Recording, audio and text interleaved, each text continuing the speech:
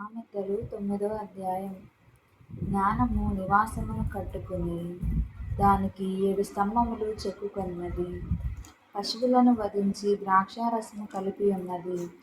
భోజన పదార్థములను సిద్ధపరిచి ఉన్నది. తన పనికత్తెల చేత జనులను పిలువనంపినది.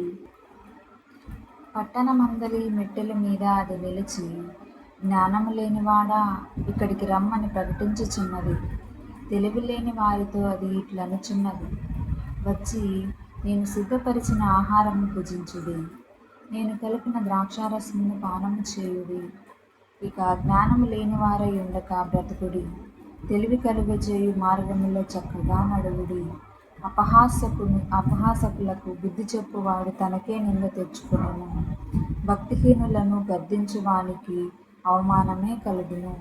అపహాసకుని గద్దింపకుము, గద్దించిన ఎడల వాడు నిన్ను ద్వేషించును. జ్ఞానము గలవానిని గద్దింపగా వాడు నిన్ను ప్రేమించును.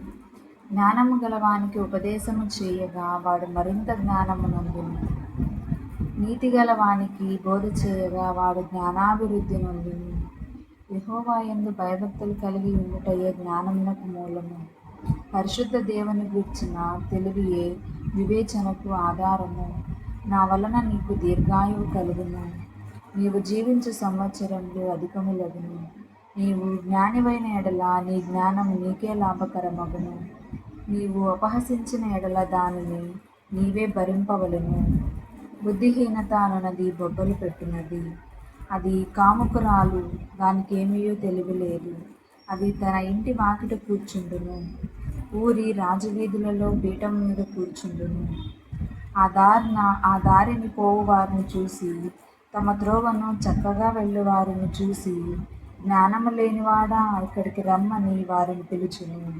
అది తెలివి లేనివాడొకడు వచ్చుట చూసి, దొంగిలించిన నీళ్లు తీపి, చాటున తిన్న భోజనము రుచి అని చెప్పును.